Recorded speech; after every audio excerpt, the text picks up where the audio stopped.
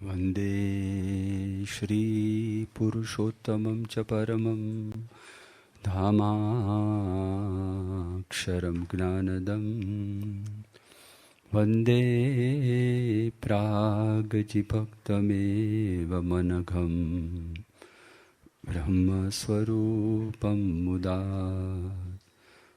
वन्दे यज्ञपुरुषदासचरणं श्रीयोगिराजं तथा वन्दे श्रीप्रमुखं गुणालयगुरो मोक्षाय भक्त्या सदा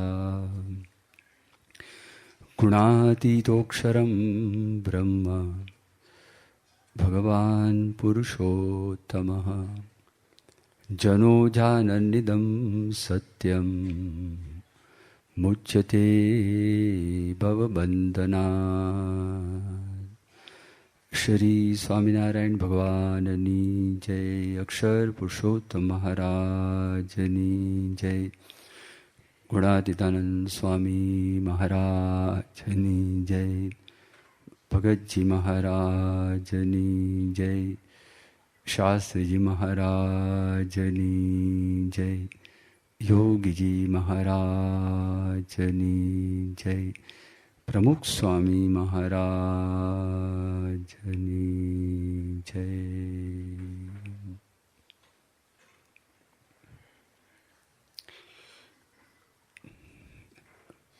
ગઈકાલનો છેલ્લો પ્રસંગ ભુજની અંદર થયેલો હતો, જ્યારે પૂજ્ય બ્રહ્મવિહારી સ્વામીએ અબ્દુલ કલામને પ્રશ્ન પૂછ્યો કે પોખરણની અંદર આપણા દેશે જ્યારે અણુબોમ્બનું પરીક્ષણ કર્યું તે વખતે તમારા મનની અંદર કયો વિચાર આવેલો? ત્યારે એમણે વાત કરી કે the energy of God does not destroy, but the energy of God unifies. ભગવાનની જે શક્તિ છે, ભગવાનની શક્તિ એ નાશ નથી કરતી, પણ ભગવાનની શક્તિ એકબીજાને જોડે છે. એટલે તે વખતે બ્રહ્મવિહારી સ્વામીએ વાત કરી કે પ્રમુખ સ્વામી મહારાજ પણ બધાને જોડે છે.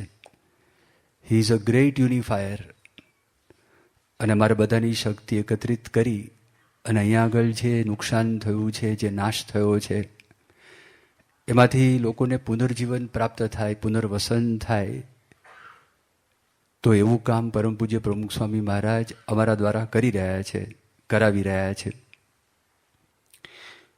ત્યારે કલામે કીધું કે આવા જો કોઈ સંત હોય, આવા જો કોઈ સ્વામી હોય તેમને મારે મળવાની ઈચ્છા છે. ત્યાર પછી પ્રસ્તાવનાની અંદર પ્રમુખ સ્વામી મહારાજની એક મુલાકાત છે એનું વર્ણન કરે છે. પણ એ વર્ણન કરતાં પહેલાં ઘણા બધા વર્ષો સુધી એ પ્રમુખ સ્વામી મહારાજના સંપર્કમાં હતા અને ઘણી બધી મુલાકાતો થયેલી. તો એમાંથી થોડીક વાત મુલાકાત પહેલાં પ્રસ્તાવનાની અંદર લખે છે. તો એમાં એમ કહે છે કે સ્વામીની વાતો ઉપરથી, સ્વામીની મુલાકાતો ઉપરથી મને એવું ભાન થયું. એ કયું ભાન થયું કે શરીરરૂપી એક મોટું મકાન છે, એક મોટું મેન્શન છે, મોટો મહેલ છે. એની અંદર શાશ્વત આત્માનો વાસ છે, એની અંદર શાશ્વત પરમાત્માનો વાસ છે. એમની વાતો દ્વારા, એની મુલાકાતો દ્વારા આટલા બધા વર્ષોની અંદર મને એક ભાન થયું. બીજી વાત એમણે કરી કે આ વિશ્વની અંદર આ જે એકતા છે, સજીવ સૃષ્ટિ અને નિર્જીવ સૃષ્ટિ, એક દ્રષ્ટિકોણથી આપણે વિચાર કરીએ તો એમાં એકતા રહેલી છે. અને ત્રીજી વાત એમણે એ કરી, અત્યારે ઘણી બધી ટેકનોલોજીસનો વિકાસ થયેલો છે. એમાંથી 4 ટેકનોલોજીના નામ પ્રસ્તાવનાની અંદર આપેલા છે. બીજી એક ટેકનોલોજી, એનું નામ પુસ્તકની અંદર લખેલું છે, 5મી ટેકનોલોજી. તો પ્રસ્તાવનાની અંદર જે વાત કરેલી છે 4 ટેકનોલોજી, એક તો નેનો ટેકનોલોજી છે, બીજી બાયોટેકનોલોજી છે, ત્રીજી ઇન્ફો ટેકનોલોજી છે, ચોથી કોગ્નો ટેકનોલોજી છે, અને પાંચમી ટેકનોલોજીનો ઉલ્લેખ એમના પુસ્તકમાં એમણે કરેલો છે, અને એ છે ઇકો ટેકનોલોજી. તો કલામ સાહેબ પોતે એવું લખે છે કે આ બધી ટેકનોલોજીસ છે એ એકતા તરફ જઈ રહી છે, એક કેન્દ્ર તરફ જઈ રહી છે. એ પણ સાબિત કરે છે કે વિશ્વની અંદર એક પ્રકારની એકતા છે. પણ એ જ્યારે ટેકનોલોજીસ બધી એક થાય તે વખતે કેવી રીતે આપણે નક્કી કરી શકીએ કે માણસ એનાથી લાભ થશે કે નુકસાન થશે?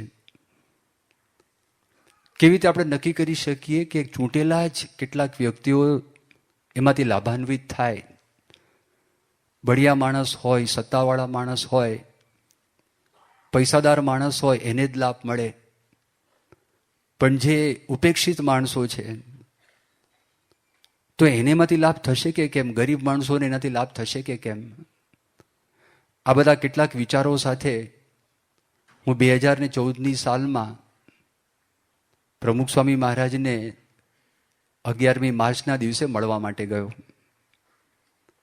આટલી વાત લખી અને પ્રમુખ સ્વામી મહારાજ સાથેનું મુલાકાત છે, મુલાકાતનું પોતે વર્ણન કરે છે.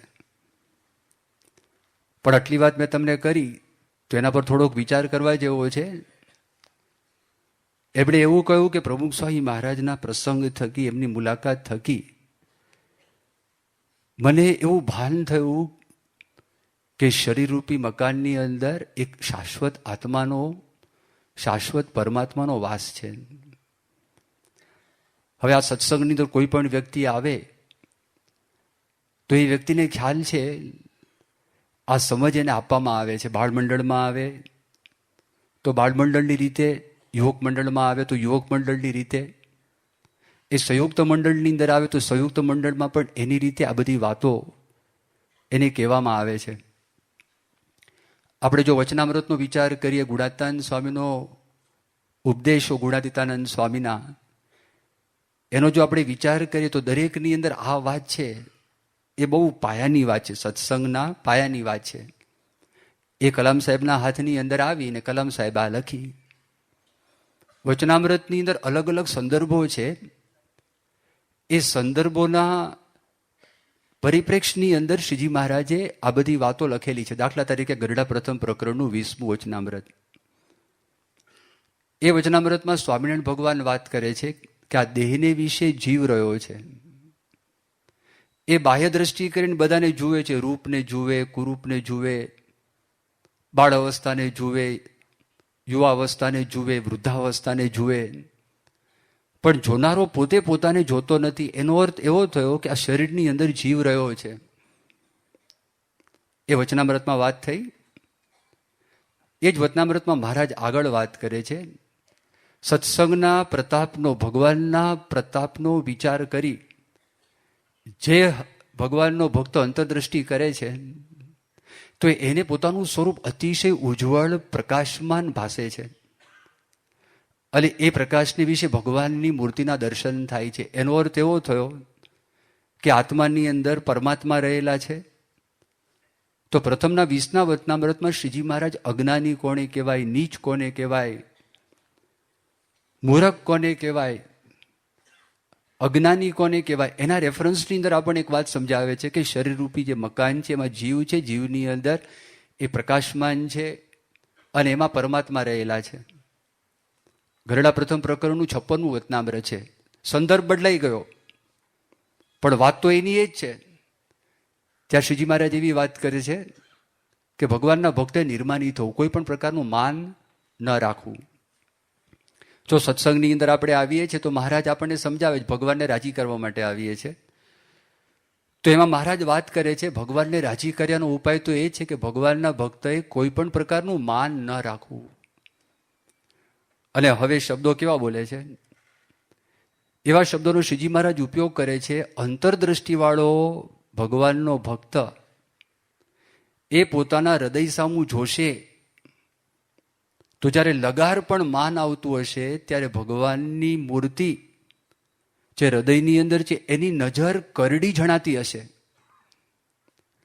અને નિર્માનીપણે વર્તાતું હશે ત્યારે ભગવાનની મૂર્તિની જે નજર છે એ પ્રસન્ન જણાતી હશે. હવે એનો અર્થ અંતરમાં ભગવાન રહ્યા છે.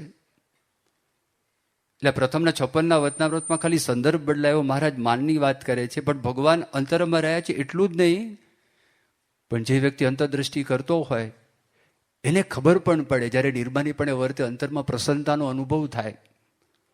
અને જ્યારે માન આવતું હશે ત્યારે અંતરમાં મજા નહીં આવતી હોય, એટલે ભગવાનની જે નજર છે નજર કરડી થઈ જતી હશે.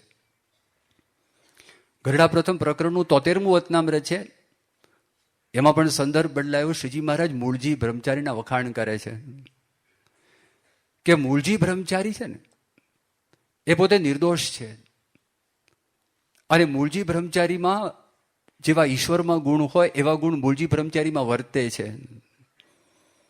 મહારાજ તો બોલી ગયા, પણ શ્રીજી મહારાજ કે છે કે અંતર્યામી ભગવાન તો સર્વની અંદર અંતર્યામી પણ તો રહ્યા જ છે.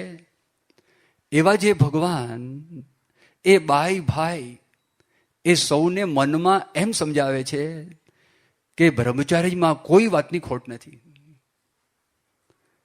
તો ત્યાં સંદર્ભ બદલાયો, પણ વાત તો એ આવી કે આપણા અંતરની અંદર ભગવાન છે, ભગવાન બિરાજમાન છે.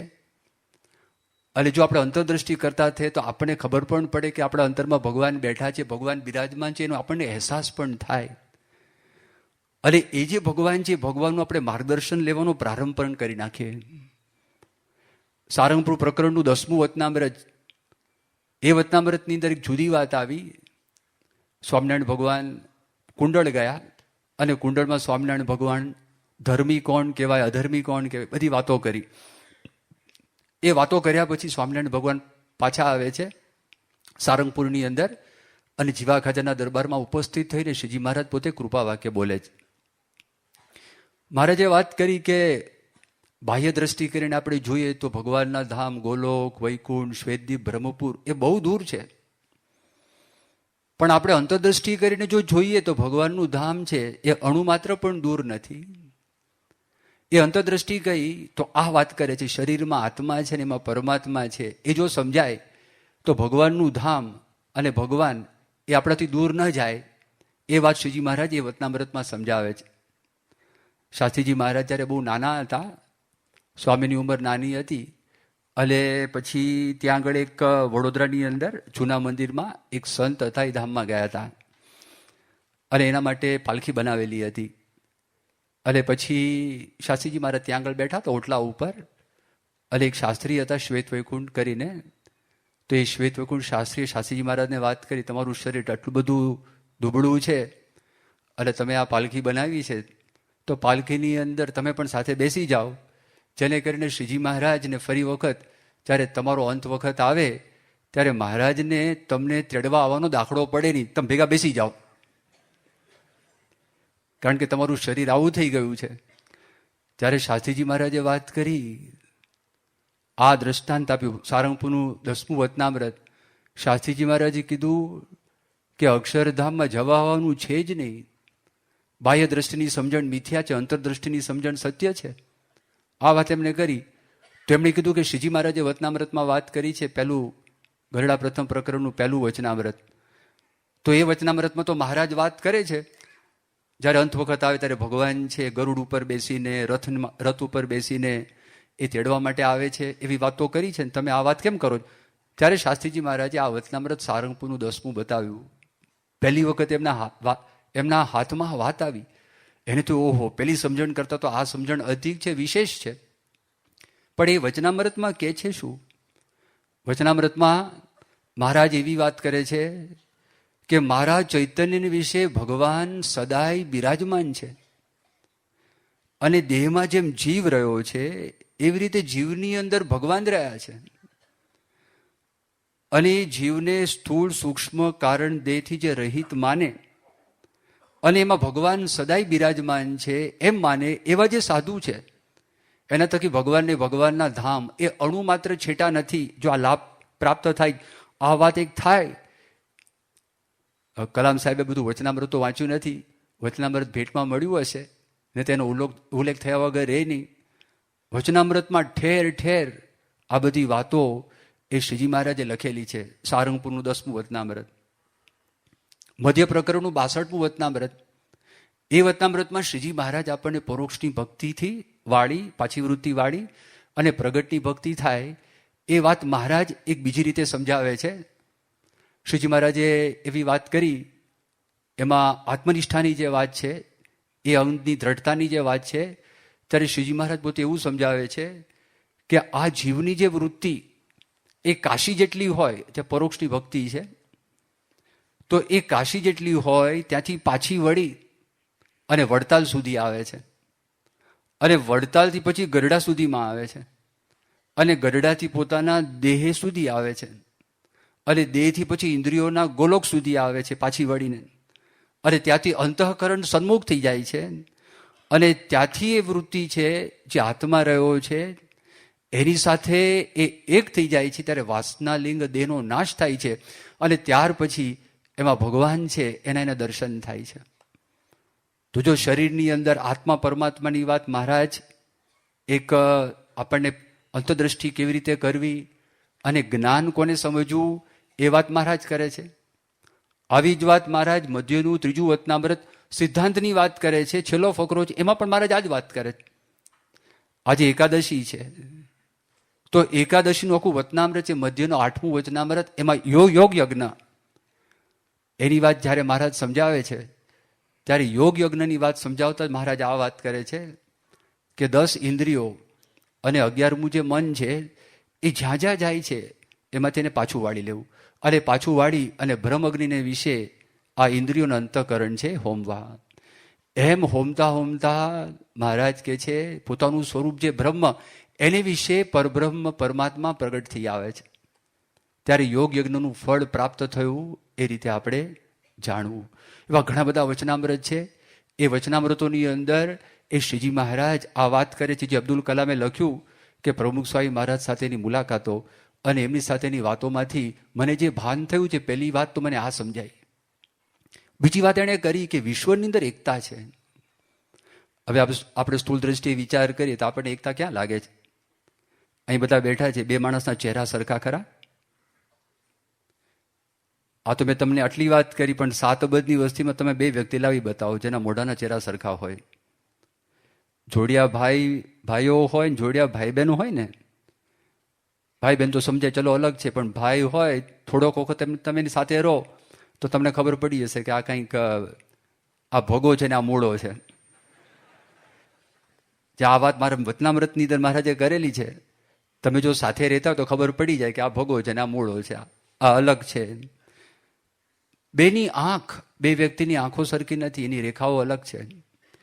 એટલા માટે જ્યારે તમે વિઝા લેવા માટે એમ્બેસીની અંદર જાઓ, અમેરિકા જવું હોય, પરદેશના દેશોમાં જવું હોય તો આપણા આંખ છે, આંખનો ફોટો પાડે છે. આપણી આંગળીઓ છે એની રેખા છે સરખી નથી, સમાન નથી, એટલે ફિંગરપ્રિન્ટ્સ લે છે. એટલે કોઈ માણસ હમશકલની અંદર જવા માટે પ્રયત્ન કરે તો ફોટો હોય તો ફોટામાં પેલો માણસ છે, ઇમિગ્રેશનનો માણસ કદાચ બહુ પામી જાય, સરખો લાગે છે, પણ જેવી આંખનો ફોટો એના કોમ્પ્યુટરની અંદર આવે અને એ જ્યારે તપાસ કરે કે આ અલગ છે, એને બેક ટુ ધ પેવેલિયન પાછા મોકલી દે. એટલે 2 આંખની રેખાઓ સરખી નથી, આંગળીઓની રેખાઓ છે એ પણ સરખી નથી, પગની જે રેખા છે એ પણ સરખી નથી, માણસોના વિચારો છે, વિચારો પણ સરખા નથી. હવે તો એ જો સરખું ન હોય તો પશુને આપણામાં તો ઘણો તફાવત છે, પંખીમાં આપણામાં ઘણો તફાવત છે, જીવાણુને કીટાણુમાં પણ ઘણો બધો તફાવત છે, જે જળ સૃષ્ટિ છે ને આપણામાં પણ ઘણો બધો તફાવત છે. તો પ્રસ્તાવનાની અંદર તો અબ્દુલ કલામ એવું લખે છે કે પ્રમુખ સ્વામીની સંગતની અંદર હું એવું શીખ્યો છું કે આ વિશ્વની અંદર એકતા છે. નજીકમાં રહેનારા માણસો એની સાથે એકતા છે, આપણા દેશની અંદર દૂર રહેનારા માણસો એની સાથે પણ એકતા છે, વિશ્વની અંદર ગમે ત્યાં માણસ વસે છે એની સાથે પણ આપણને એકતા છે. બીજી સ્પીસીસ એટલે કે પશુઓ સાથે પણ એક પ્રકારની એકતા છે, પંખીઓ સાથે એકતા છે, જીવાણુ કીટાણુ સાથે પણ એકતા છે. અને એક શબ્દનો ઉપયોગ કર્યો મિનરલ્સ એટલે ખનીજ, પણ ખનીજ નહીં સમજવાનું, જળ પદાર્થ માત્ર એની સાથે પણ એકતા છે. તો જો થોડી સૂક્ષ્મ દ્રષ્ટિ આપણે કરીએ તો આપણને ખબર પડે કે આપણે એક છીએ. સૌથી વધારે આપણને પ્રેમ શરીર સાથે છે.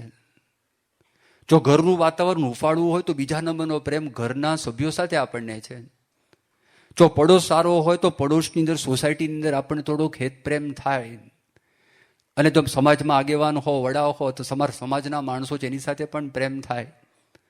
પણ એક જ્ઞાન દ્રષ્ટિ જો આપણે પ્રાપ્ત કરીએ તો એ જ્ઞાન દ્રષ્ટિને લીધે એક સમગ્ર વિશ્વના માણસો એની સાથે પણ આપણને પ્રેમ થવાની, પશુ પંખી અને આખા સૃષ્ટિ સાથે પણ આપણને પ્રેમ ઉત્પન્ન થવાની સંભાવના, શક્યતા છે. એ સૂક્ષ્મ દ્રષ્ટિ કેળવવી પડે, એ જ્ઞાન દ્રષ્ટિ. થોડોક વિચાર કરે તો આપણને ખબર પડે. મેં હમણાં ભેદની બધી વાતો કરીને, પણ હપસી હોય એ કાળા રંગનો છે, ચીનાઓ પીળા રંગના છે. પરદેશના પશ્ચિમી દુનિયાની અંદર મોટાભાગના માણસો છે જરા ઉજળા છે, સફેદ રંગના છે. આપણે ત્યાં ઘઉં વર્ણના છે બધા. પણ વાગે અને શરીરની ચામડી પંક્ચર થાય તો લોહીનો રંગ કેવો છે? સરખો જ છે. કે કાળાનું લોહી કાળું નથી અને સફેદનું સફેદ નથી, પીળાનું પીળું નથી. થોડીક અંતરદ્રષ્ટિ વિચાર કરીએ કે પૃથ્વીની 7 અબજની વસ્તી છે, એમાં જો લોહી નીકળે, લોહીનો રંગ સરખો છે, હાડકાનો રંગ પણ સરખો છે. 99.99% આપણા શરીરની અંદર જે અવયવો છે એ અવયવોની જો આપણે સંખ્યાની ગણતરી કરીએ તો એ સંખ્યા 99.99% સંખ્યા સરખી છે. ક્યારેક અપવાદ થાય, 2ને બદલે 4 હાથ આવી જાય કોકને, અને અંદર પણ ગડબડ થાય, 2 કિડનીની જગ્યાએ 1 કિડની આવી જાય, 2 ફેફસાની જગ્યાએ 1 ફેફસું આવી જાય. પણ બહુ રેર કેસ છે, બહુ રેર કેસની અંદર આ પ્રસંગ બને. બાકી મોટા ભાગે એની અંદર પણ એ એકતા છે, એકતા આપણને જોવા મળે. હજી પણ જો આપણે સૂક્ષ્મ વિચાર કરીએ તો આપણને ખ્યાલ આવે કે આ બધાના શરીરો છે ને પંચભૂતમાંથી બનેલા છે. પૃથ્વી, જળ, તેજ, વાયુ અને આકાશ, એમાંથી જ બધાના શરીરો બનેલા છે, બધાના. એના કરતાં પણ જો આપણે ઊંડા ઉતરીએ તો અણુ પરમાણુમાંથી જ બધાના શરીરો બનેલા છે. વનસ્પતિ છે તો વનસ્પતિ પણ એમાંથી જ બનેલી છે. કીટાણુ, જીવાણુ, પશુઓ પણ એમાંથી જ બનેલા છે. જળ પદાર્થ માત્ર એ ઇલેક્ટ્રોન્સ, ન્યુટ્રોન્સ, પ્રોટોન્સ, પછી એને તોડીને નાના નાના પરમાણુઓ થાય છે, પણ એ સ્ટેબલ નથી, એ અનસ્ટેબલ છે. તરત જ જોડાઈ જાય. 1 સેકન્ડનો અબજમો ભાગ એ અબજમાં ભાગ માટે અલગ પડે અને અલગ પડીને પાછા જોડાઈ જાય છે. ત્યાં આગળ એ ખાલી વૈજ્ઞાનિકો એનો અભ્યાસ કરવા માટે એને તોડે છે, પણ તમે જોવા માટે જાઓ તો આ જ છે. તો એનો અર્થ એવો થયો કે આ એકતા છે. એના કરતાં પણ જો આપણે ઊંડો વિચાર કરીએ તો દરેકમાં આત્મા રહેલો છે. જે જીવ સૃષ્ટિ છે એની અંદર આત્મા છે કે નહીં? આત્મા સચ્ચિદાનંદ જ છે દરેકનો. એમાં લેશ પણ ફરક નથી. કોઈ પણ માણસ હોય, કોઈ પણ પશુ હોય, કોઈ પણ પંખી હોય, કોઈ પણ જીવાણુ હોય, કોઈ પણ કીટાણુ હોય, એનો આત્મા અને આપણા આત્માની અંદર લેશ માત્ર ફરક નથી. દરેકના લક્ષણ સરખા છે, દરેકની સામર્થ્ય સરખી છે અને દરેકની તાકાત પણ સરખી જ છે. એના લક્ષણો બતાવ્યા. સચ્ચિદાનંદ જ છે, સત છે, એનું અસ્તિત્વ છે, ચિત્ત છે, કોન્શિયસનેસ છે, આનંદ છે. આનું મૂળ સ્વરૂપ છે આત્માનું. જો દરેકની અંદર એક જ પ્રકારનો આત્મા રહેલો છે, એમાં કોઈ ફરક નથી. ગીતાની અંદર લક્ષણો બતાવ્યા, ઉપનિષદોમાં લક્ષણ બતાવ્યા, ભાગવતમાં લક્ષણો બતાવ્યા, ભગવાન સ્વામિનારાયણ વચનામૃતમાં લક્ષણો બતાવ્યા. તો આત્માના લક્ષણો કયા છે? આત્મા કેવો છે? અછેદ્ય, અભેદ્ય, અદાહ્ય, અક્લેદ્ય, અશોષ્ય, અતર્ક્ય, અચિંત્ય, નિર્વિકારી, શુદ્ધ, બુદ્ધ, પ્રકાશરૂપ, સુખરૂપ, સત્તારૂપ, જ્ઞાનરૂપ, અજર, અમર, શાંત, અનંત. એ ધનશ્રીયાદી કોઈ પદાર્થે કરીને સુખી થતો નથી, પદાર્થ ન મળે તો દુઃખી થતો નથી. આ આત્માના શુદ્ધ સ્વરૂપ છે, એના લક્ષણો બતાવેલા છે. એનો આ સાર છે. બધા લક્ષણો જે કંઈ કયા છે તો એ બધામાં એક જ છે. અને એના કરતાં પણ તમે ઊંડા ઉતરો, દરેકમાં એક જ ભગવાન રહેલા છે, એક જ ભગવાન. એટલે આ બધા વિચારો ભારત વર્ષની અંદર હજારો વર્ષોથી ઋષિમુનિઓ આપણને આપતા ગયા છે. એટલે આપણે ત્યાં આગળ એવા સુભાષિતો, શ્લોકો થયા છે. અયમ નિજ પરો વ્યક્તિ ગણના લઘુચેતસામ ઉદાર ચરિતાનામ તું વસુધૈવ કુટુંબકમ. આ મારું છે ને પરાયું છે. લઘુ ચેતસામ, લઘુ બુદ્ધિ, નાની બુદ્ધિ, નાનું મન, સંકુચિત મન. એ સંકુચિત મન વાળાને મનમાં એમ લાગે છે કે આ મારું છે ને આ પરાયું છે. પણ જે ઉદારચરિત છે એના મનમાં એવો વિચાર આવે છે આખી વસુધા મારું કુટુંબ છે.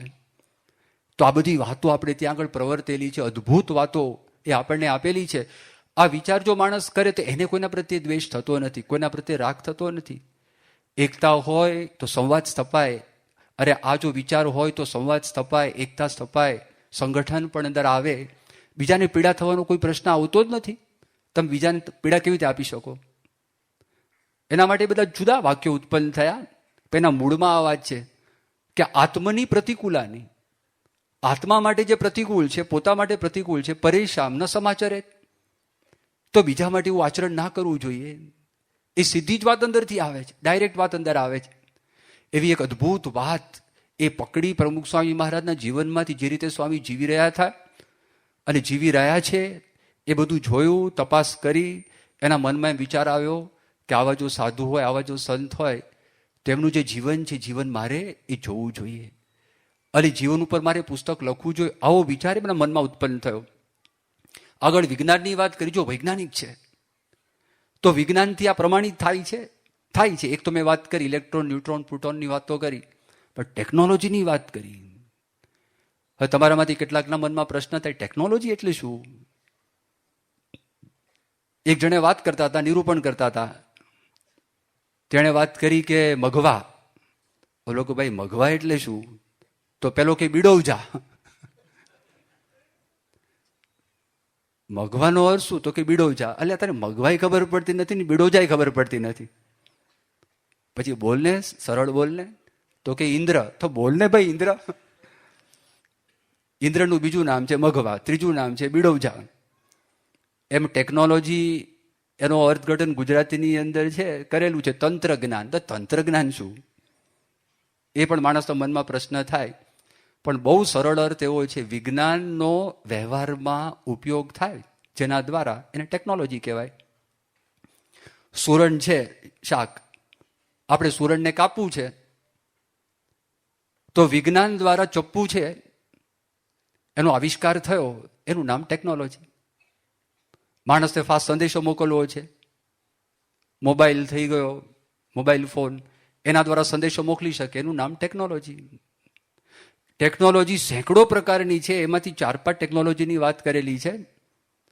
એમાં ઇકો ટેકનોલોજી એટલે શું? પર્યાવરણ છે તો પર્યાવરણ પ્રદૂષિત થયું છે તો એ પ્રદૂષણ દૂર થવા સાધનો વિજ્ઞાન બનાવે, એ ઇકો ટેકનોલોજીની અંદર આવે.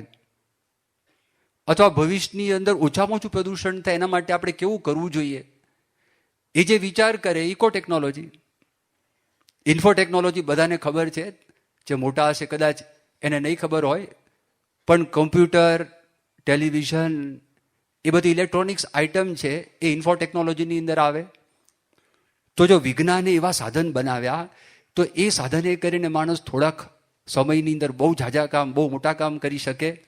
એ ઇન્ફોર્મેશન ટેકનોલોજી, આઈટી નથી કહેતા મારો દીકરો આઈટી એન્જિનિયરિંગ કરે છે. આઈટી એટલે આ કમ્પ્યુટર કેવી રીતે ચલાવવા, કમ્પ્યુટર કેવી રીતે બને છે, હજી વધારે સારા કમ્પ્યુટર કેવી રીતે બનાવવા, બધું થાય છે ને એમાં આવે.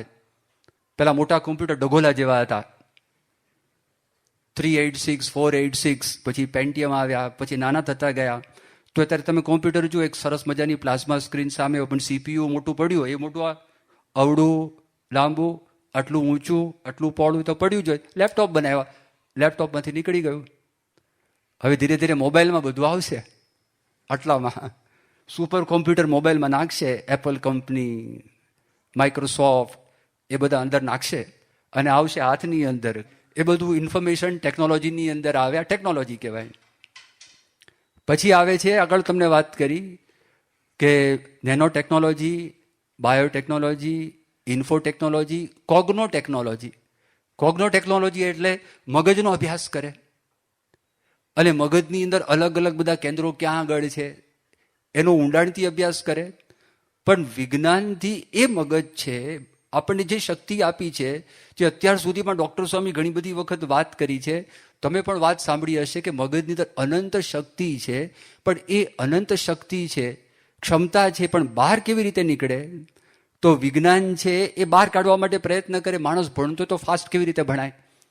3જા ધોરણમાં ભણતો હોય તો 8મા ધોરણનું જ્ઞાન કેવી રીતે પ્રાપ્ત કરી શકે? એ બધું જે કામકાજ કરે એ કોગ્નો ટેકનોલોજીમાં આવે. પછી બાયોટેકનોલોજી છે. બાયો એટલે જીવન, વનસ્પતિ, અને આપણે માણસ, પશુ, પંખી આવે, આ જીવાણુ, કીટાણુ આવે, તો એનો ઉપયોગ માણસની સુખાકારી માટે કેવી રીતે થાય, એ વિજ્ઞાનનો વિનિયોગ ત્યાં કરવા માટે આવે, બધું બાયોટેકનોલોજીમાં આવે. દાખલા તરીકે કોઈ ફળ છે, તો ફળનો રંગ વધારે સારી કેવી રીતે બને, તો બાયોટેકનોલોજી કરી આપે. પછી એ મીઠું વધારે કેવી રીતે લાગે, એ કરે. આપણું ખાવાનું આપણે મૂક્યું, ખાવાનું બગડી જાય છે, તો લાંબા સમય માટે ખાવાનું બગડે કેવી રીતે નહીં, એના માટે પ્રિઝર્વેટિવ બનાવ્યા. પણ હવે ખબર પડી કે પ્રિઝર્વેટિવથી શરીરને નુકસાન છે, તો એવા પ્રિઝર્વેટિવ્સ બનાવવા જેને કરીને શરીરને નુકસાન ન થાય. એ જે કામ કરે છે એ વિજ્ઞાનની જે શાખા છે એ શાખા બાયોટેકનોલોજી. દૂધની ડેરીઓ છે, તે દૂધની ડેરી છે, એમાં Madhur dairy, Amul dairy, mother dairy બધી છે.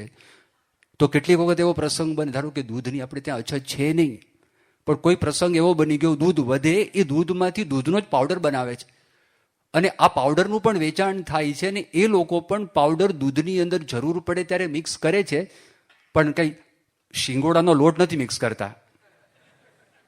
કોઈ કે ને આ તો આ લોકો આમ કરે છે, આરો લોટ મિક્સ કરે છે, શિંગોડાનો લોટ મિક્સ કરે, એવું નથી કરતા, પણ દૂધનો જ પાવડર છે એ કરે છે, એ બાયોટેકનોલોજી કહેવાય. એ જે વિજ્ઞાનની શાખા છે એના દ્વારા માણસ કરે છે. દવાઓ તમે જો, આજે માણસને મેલેરિયા થયો, તો મલેરિયાની અંદર પેલા ક્લોરોક્વિન ફોસ્ફેટ છે, ક્વિનાઇન છે, એ વનસ્પતિમાંથી બનાવે છે. તો જે ફાર્માસ્યુટિકલ કંપની જે બનાવે છે એ બાયોટેકનોલોજી કહેવાય. એ બધી મદદ થાય છે. દૂધની અંદર આપણે શરીરને અનુકૂળ આવે એવા કીટાણુઓ છે. તો બહાર તમે જો તો લેક્ટોબેસિલસ એવી ટેબ્લેટ જ્યારે એન્ટીબાયોટિક તમને આપે, માંદા પડ્યા હોય, ઇન્ફેક્શન થયું હોય, અને તમારા શરીરની અંદર આ બધા જંતુઓનો નાશ કરે, તો સાથે સાથે તમારા સારા બેક્ટેરિયા આંતરડાના છે એ પણ મરી જાય. હવે ન મરી તો જવાના છે, તો નવા ક્યાંથી લાવવા, તો દહીં ખાવાનું, કે દહીં અનુકૂળતા ના હોય, એની માટે ટેબ્લેટ આવે છે.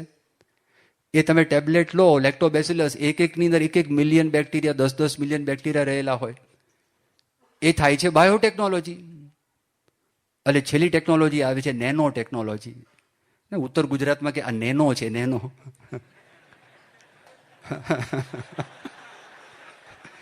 ઉત્તર ગુજરાતમાં એવું કે નેનો એટલે નાનું. અંગ્રેજીમાં પણ નેનો શબ્દ વાપર્યો, ગાડી નાની આવી, નેનો. પણ નેનોની અંદર નેનો ટેકનોલોજી એ વિજ્ઞાનની શાખા છે. એ સાધનો નાના બનાવે. કેટલા નાના સાધનો! આ તો મોટું સાધન કહેવાય. આ સ્પીકરની દ્રષ્ટિએ આ નાનું કહેવાય, પણ ટાંકણી એ આના કરતાં નાની કહેવાય, બરાબર? તો એ નેનો ટેકનોલોજી નથી. ટાંકણી છે ને એનું માથું, એવડા સાધન બને જે માણસના કામમાં આવે, એ પણ નેનો ટેકનોલોજી નથી. નેનો ટેકનોલોજી એટલે બધા તમે ફૂટપટ્ટી જોઈ છે. ફૂટપટ્ટીમાં ઉપર 12 ઇંચ, બરાબર છે, નીચે 30 સેન્ટીમીટર. એ 30 સેન્ટીમીટરમાંથી 1 સેન્ટીમીટર લો. 1 સેન્ટીમીટર તમે નજીકથી જો, એના 10 લીટી હશે. એ 10 લીટીમાંથી 2 લીટી વચ્ચેની જગ્યા કેટલી છે? 1 મિલીમીટર. 1 મિલીમીટરના તમે 10 લાખ ભાગ કરો ને, એમાંથી 1 ભાગ લો ને, એટલે 1 નેનોમીટર થયું. આ નેનો ટેકનોલોજી. જો બીજી રીતે તમારે સમજવું, આપણા માથાનો વાળ છે, એ માથાનો વાળ છે, એ જે પોળો છે ને, એ માથાના વાળના તમે 80,000 કટકા કરો પહોળાઈના, એમાંથી 1 કટકો લો એટલે 1 નેનોમીટર થયું. આ નેનો ટેકનોલોજી 1 નેનોમીટરથી 100 નેનોમીટરની અંદર કામકાજ કરે છે. એટલા નાના એ સાધનો બનાવે છે જે માણસના કામમાં આવે. એનું નામ નેનો ટેકનોલોજી. અને કર્યું છે. નેનો સિલ્વર મોજાઓ, નેનો સિલ્વર સોક્સ બનાવ્યા છે. આ નેનો ટેકનોલોજીથી અત્યાર સુધીમાં 1500થી 2000 પ્રોડક્ટ કમર્શિયલી લોકોના ઉપયોગ માટે માર્કેટની અંદર મળે છે. એ મોજા તમે પહેરો ને, તો તમારા મોજા ક્યારેય ગંધાય નહીં. તમે જો હરિભક્તો મોજા પહેરે અને બૂટ હોય, તમને બધાને અનુભવ છે, તમે ઘરમાં આવો, જે બૂટ કાઢો, મોજા કાઢો, માથું ફાટી જાય, આમ મગજ ઘૂમ થઈ જાય. અને મોજા કાઢીને પણ એમને જો પગ ધોયા વગર તમે આવો ને, જે રૂમમાં દાખલ થાવ ને, આખા રૂમમાં તમારી સુગંધ તો ના કહેવાય, એ સુગંધ પ્રસરી વળે આખા રૂમની અંદર. પણ આ જે છે નેનો સિલ્વર સોક્સ, એમાં ચાંદી, એ ચાંદીના કટકા કરતા કરતા કરતા કરતા આટલા નાના નેનો કટકા કરે તો એ ચાંદી જેમ એન્ટીબાયોટિક દવા છે, એમ એન્ટીબેક્ટેરિયલ છે. એ પરસેવાને શોષી લે છે અને પરસેવાને શોષે છે, તમારા બેક્ટેરિયાને પણ મારી નાખે છે. એટલી તાકાત એની સામર્થ્ય આ પાર્ટિકલ્સની અંદર છે. આનો તો એટલા બધી કલ્પનાઓ કરેલી છે માણસે. પરદેશની અંદર લોકો સનસ્ક્રીમ લગાવે છે, સન ક્રીમ, પેલા મલમ આવે એ આખા મોઢા ઉપર ફેરવી દે, જેને કરીને સૂર્યમાંથી જે ઝેરી કિરણો આવે, યુવી એ રેસ કહેવાય છે, અલ્ટ્રાવાયોલેટ એ રેસ. અલ્ટ્રાવાયોલેટ બી કામના છે, જેનાથી શરીરમાં વિટામિન ડી ઉત્પન્ન થાય. પણ યુવી એ રેસ છે તો એમાંથી આપણને પ્રોટેક્શન આપે. તો એ ટાઇટેનિયમ ઓક્સાઇડના એ નેનો પાર્ટિકલ્સ બનાવે છે, જે આની સાથે મિક્સ કરે છે, જે યુવી એ રેઝને અબ્ઝોર્બ કરી નાખે છે, જેને કરીને માણસને નુકસાન ના કરે. ફ્રાન્સની અંદર એક બહુ મોટી કંપની છે, સા ગોબા કરીને, ઇંગ્લિશમાં એનો ઉચ્ચાર થાય સેન્ટ ગોબેન, પણ આ ફ્રેન્ચ ઉચ્ચાર છે સા ગોબા. એ કાચ બનાવે છે, સ્માર્ટ વિન્ડોઝ. એની અંદર આ નાખી દીધેલા છે કે જેને કરીને ગમે તે ઉપર રજ છે ને, એ રજ જાતે આ નેનો પાર્ટિકલ્સ ખાઈ જાય. એ હંમેશા તમને ક્લીન જ હોય, એના પર રજ લાગે જ નહીં. એવા બનાવ્યા છે કે પાણી છે, પાણી લાગે જ નહીં. અને સૂર્યના કિરણ પ્રમાણેના રંગો બદલાતા જાય. મિલિટરીની અંદર એવી બધી કલ્પનાઓ થઈ છે કે ભવિષ્યની અંદર એના વાઘા એ એવા પહેરાવશે, વજનની અંદર તો હલકા હશે જ, એમાં તો ના નહીં. પણ એવી કલ્પના છે મેટા મટીરિયલ્સ, નેનો પાર્ટિકલ્સમાંથી નેનો ટેકનોલોજી દ્વારા બનાવે કે એકદમ બહુ જ નાના પાયા પર એનો પ્રારંભ થયેલો છે. એ જે માણસ પહેરે ને એ દેખાતો બંધ થઈ જાય. તો તમે ગોળી મારો કોને? અત્યારે તમે મને દેખાવો છો, તમારામાંથી થોડુંક વિજ્ઞાન જે ભણ્યા, સ્કૂલનું વિજ્ઞાન, આ લાઇટનો પ્રકાશ તમારા ઉપર પડે છે તો એ પ્રકાશ તમને ભટકાઈને મારા ઉપર પડે છે, મારી આંખ ઉપર પડે છે. અને મારા આંખની અંદર એક પડદો છે, એ પડદાનું નામ છે રેટિના. તો તમારી મૂર્તિ એ પડદા ઉપર ઊંધી હોય, ચત્તી નહીં, ઊંધી. તમારું માથું ઊંચું છે ને, એ પડદા પર માથું નીચું થઈ જાય. પછી ત્યાંથી ઓપ્ટિક નર્વ્સ જાય છે અને મગજ સરખું કરી આપે છે. હવે એ નેનો પાર્ટિકલ્સ દ્વારા એ એવી રીતે કરે, તમારા પર પ્રકાશ, એના પર પ્રકાશ પડે ને, એ પ્રકાશને એવી રીતે વાળે કે સામેની વ્યક્તિ પાસે પ્રકાશ જાય જ નહીં. તો તમે કેવી રીતે દેખાઓ? આ બધી કલ્પનાઓ થયેલી છે. તો એ એમ કે છે કે આ બધી એક અત્યારે થઈ રહી, અત્યારે બધા પોતપોતાના વિષયની અંદર ઊંડા ઉતર્યા છે. પણ જ્યારે બધી એક થાય તો તે વખતે માણસને નુકસાન કરશે કે લાભ થશે, એની ખાતરી શું? ગરીબ માણસોને લાભ મળશે, ઉપેક્ષિત માણસોને લાભ મળશે, એની ખાતરી શું? ખાલી બળ્યા માણસો જ લઈ લેશે તો લાભ, એની ખાતરી શું? આ બધા વિચારો સાથે હું પ્રમુખ સ્વામી મહારાજને મળવા માટે સારંગપુરની અંદર ગયો. 2014નું વર્ષ હતું, 11મી માર્ચનો દિવસ હતો. પ્રમુખ સ્વામી મહારાજને હું બગીચાની અંદર મળ્યો. બધા પુષ્પો ખીલેલા હતા અને ઘણા બધા મોર ત્યાં આગળ હતા. વાતાવરણ ભાવભીનું હતું. વાતાવરણ આધ્યાત્મિકતા સભર વાતાવરણ હતું. અને એવા વાતાવરણની અંદર પ્રમુખ સ્વામી મહારાજે મારો હાથ પકડ્યો અને 10 મિનિટ સુધી પ્રમુખ સ્વામી મહારાજે મારો હાથ પકડી રાખ્યો. નો વર્ડ્સ વર સ્પોકન, એક પણ શબ્દો બોલાયા નતા. We looked into each others eyes, અમે એકબીજાની આંખો સામુ જોઈ રહ્યા. And there was a profound communication of consciousness. એક પ્રગાઢ સંદેશ વ્યવહાર થયો આ મૌનની અંદર. અત્યારે હું બોલું છું તો અંગ્રેજીની અંદર એવું કહેવાય કે હું તમને સંદેશો કમ્યુનિકેટ કરું છું. પ્રોફાઉન્ડ કમ્યુનિકેશન સંદેશ વ્યવહાર થયો. પ્રોફાઉન્ડ એટલે પ્રગાઢ. કોન્શિયસનેસ ચૈતન્યનો. It was a great spiritual experience. બહુ મહાન જબરજસ્ત આધ્યાત્મિક અનુભવ હતો. એવું નથી કે મારા જીવનની અંદર પહેલા આધ્યાત્મિક અનુભવો મને થયા નથી, એવું નથી. મારા જીવનની અંદર પહેલાં પણ મને આધ્યાત્મિક અનુભવો થયા છે, ઘણા બધા થયા છે. એમાંથી 2 અનુભવોનું પોતે વર્ણન કરે છે. અને એ વર્ણન કર્યા પછી પ્રમુખ સ્વામીએ હાથ પકડ્યો અને એમાંથી એમને જે અનુભવ થયો એની વાત પોતે આગળ કરે છે. પણ વચ્ચે પુસ્તકની અંદર પ્રસ્તાવનામાં આ 2 વાતો પોતે કરે છે, 2 અનુભવ નોંધે છે. 2001ની સાલની અંદર મારા અકસ્માત થયો હતો હેલિકોપ્ટરની અંદર, એવું અબ્દુલ કલામ લખે છે. અને એ દિવસે રાત્રે મને સ્વપ્ન આવ્યું અને સ્વપ્નની અંદર મને એવું દેખાયું કે હું રણની અંદર છું અને ચંદ્રની ચાંદની અંદર રણની અંદર હું ત્યાં આગળ ઊભેલો છું. ફરતે રણની રેતીઓ માઇલોના માઇલો સુધી રણની રેતીઓ જ છે. અને 5 મહાન વ્યક્તિઓ મને એક સંદેશો કેવડાયો અને મને આજ્ઞા આપી કે કલામ, વિશ્વના યુવાનોના મન તમે પ્રજ્વલિત કરો.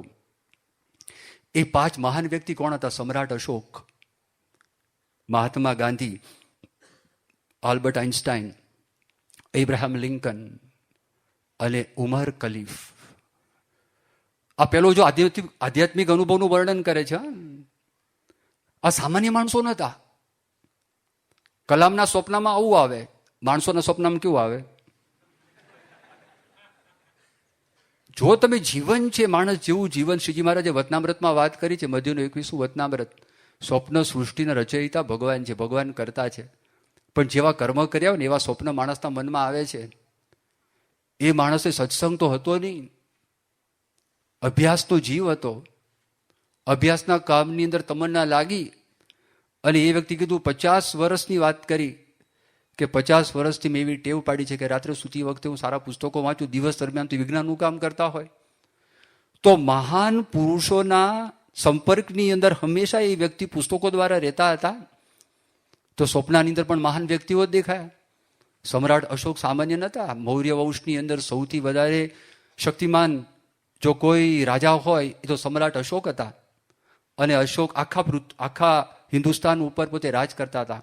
અફઘાનિસ્તાનથી લઈને ઠેઠ બંગાળ સુધી હતું. દક્ષિણના થોડાક પ્રદેશો તમે વાત કરો, એ સિવાય બધા જ પ્રદેશો ઉપર આમનું શાસન હતું. અને બહુ સમર્થ વ્યક્તિ હતા. પણ કલિંગનું યુદ્ધ થયું અને એ યુદ્ધની અંદર લાખો માણસોનો સંહાર થયો. અને તે વખતે અમને પસ્તાવો થાય છે.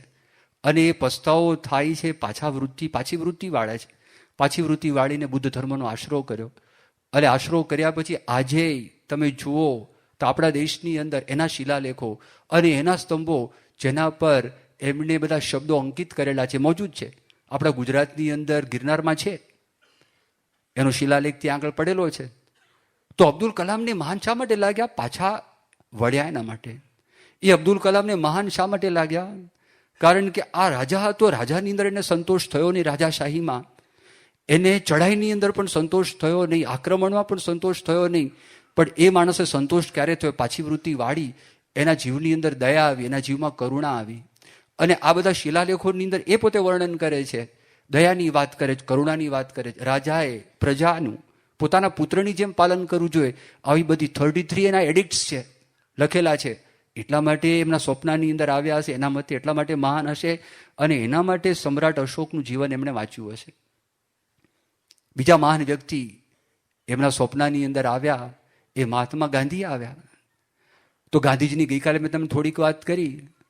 ગાંધીજીનું બળ ભગવાન, પણ ભગવાનના સંસ્કાર નાનપણમાં એમની ઘરની અંદર એક કામવાળી હતી રંભા, એમના થકી ગાંધીજીને આ સંસ્કાર આવ્યા. પ્રસંગ એવો બનેલો, રાત પડી ગઈ હતી, રાત્રે અંધારું હતું, ઇલેક્ટ્રિસિટી તે વખતે ત્યાં આગળ હતી નહીં. ગાંધીજીની ઉંમર નાની હતી, એને એક રૂમમાંથી બીજા રૂમની અંદર જવું હતું. અને જ્યારે જવા માટે પોતે તૈયાર થયા પણ અંધારું બહુ હતું એટલે ખચકાતા હતા. અને એમને ભૂતની બહુ બીક લાગતી. બાળકોને ભૂતની બીક લાગે, વાર્તાએ ગમે ને પછી બીકે લાગે. આ બાળકોની ખાસિયત. એ ઊંઘતો હોય ને તમે ભૂતની વાત કરો ને જાગ્રત, અને સંતોને કે સ્વામી ભૂતની વાત કરો, પણ ભાઈ રાત્રે ભૂત આવે તો લઘુ થઈ જાય, પાછી એ ગડબડ થઈ જાય. તો ગાંધીજી બીજા રૂમની અંદર જઈ શકતા નહોતા. અને પછી ત્યાં ઊભા હતા ને આ બાઈ હતા, એ ઘરમાં કામ કરતા હતા. એમણે પૂછ્યું, મોહનદાસ, એ શું છે? કે મારી બાજુમાં જવું. તો જાને કે અંધારું છે, મને બીક લાગે છે. કે શેની બીક લાગે છે? કે મને ભૂતની બીક લાગે છે. એક કામ કર, રામ રામ રામ બોલતા તું જા, રામ નામ લે, તને કંઈ નહીં થાય, તારી પાસે ભૂત નહીં આવે. ગાંધીજીને વિશ્વાસ આવી ગયો. એ રામ નામનો પ્રારંભ કર્યો. જીવનના છેલ્લા શ્વાસ સુધી એ રામ નામ લેતા થયા. ગાંધીજીના સત્યના પ્રયોગો, એ માણસ પોતાના જીવન સાથે પ્રામાણિક હતા. તેમને ખબર હતી અબ્દુલ કલામને આ વ્યક્તિ પ્રામાણિક છે, એટલે ગાંધીજી પણ આવ્યા અને ગાંધીજી પણ વાત કરી કે યુવાનોના મનને પ્રજ્વલિત કરો. 5 જણા ભેગા થઈ ગયા અને ભેગા થઈને વાત કરે છે. આલ્બર્ટ આઇન્સ્ટાઈન એ પણ સામાન્ય માણસ નહોતા. 20મી શતાબ્દીના સૌથી મોટા વૈજ્ઞાનિક તરીકે ટાઈમ મેગેઝિને જાહેર કર્યા. બહુ જબરજસ્ત મોટું સંશોધન કર્યું. ઇન્ટેલેક્ચ્યુઅલ જાયન્ટ કહેવાય. કઈ રીતે એના હાથમાં સમીકરણ આવી ગયું હજી સુધી વૈજ્ઞાનિકોને ખબર પડતી નથી. E=mc², ક્યાંથી આવ્યું? આ પદાર્થ છે, આ પદાર્થને તમે સંપૂર્ણપણે એનું પરિવર્તન કરીને, આ હાથમાં છે ને પેપર વેઇટ, એનું સંપૂર્ણપણે તમે પરિવર્તન કરીને ઉર્જામાં તમે જો પરિવર્તિત કરી શકો તો એટલી બધી ઉર્જા ઉત્પન્ન થાય, કલ્પનામાં ના આવે એટલી ઉર્જા ઉત્પન્ન થાય. મેં તો તમને આની વાત કરી, અણુમાંથી ઉત્પન્ન કરે છે. એનું સમીકરણ આઇન્સ્ટાઈન છે, આઇન્સ્ટાઈને આપ્યું. પણ માણસ તરીકે તમે જો એ કેટલી પ્રેરણા પ્રાપ્ત થઈ. આપણને લાગે કે એમના અબ્દુલ કલામના જીવનની અંદર પણ માનવતાના ઘણા બધા ગુણો હતા, પણ આ લોકોના જીવનમાં હતા. આઇન્સ્ટાઈનનો પ્રસંગ છે, કેટલા બધા કર્મઠ હતા એ માણસ. પ્રિન્સ્ટન અમેરિકાની અંદર એક શહેર છે, યુનિવર્સિટી પણ ત્યાં આગળ છે. અરે યુનિવર્સિટીની અંદર આઇન્સ્ટાઈન પોતે ભણાવતા હતા. એક વખત મોડું થઈ ગયું એટલે એને ટેક્સી પકડીને પોતાના ઘરે જવું હતું. એ જેવા ટેક્સીમાં બેઠા ત્યાં કેબ કે, અહીંયા પણ કેબ કે છે, અને મોટે ભાગે ટેક્સી બોલે. એને ટેક્સી ડ્રાઈવરે વાત કરી કે ભાઈ બોલો ક્યાં જવું છે? આ ઘરનું સરનામું ભૂલી ગયા આઇન્સ્ટાઈન. કલામ લગ્નનું ભૂલી ગયા. ગઈકાલે વાત થઈ ને, જેમ આપણે ત્યાં પણ પ્રસંગ છે. વાચસ્પતિ મિશ્રના પત્ની હતા અને એ પણ ભૂલી ગયા. વાચસ્પતિ મિશ્ર લગ્ન કરવા નહોતા. એમના માતુશ્રી હતા વત્સલા કરીને, અને માતુશ્રી આગ્રહ કર્યો લગ્ન કરો. એણે કીધું કે જો મારે તો બ્રહ્મસૂત્ર ઉપર ભાષ્ય કરવું છે અને પછી સંન્યાસી થઈ જવું છે, માટે મેં લગ્નનો આગ્રહ ના કરો.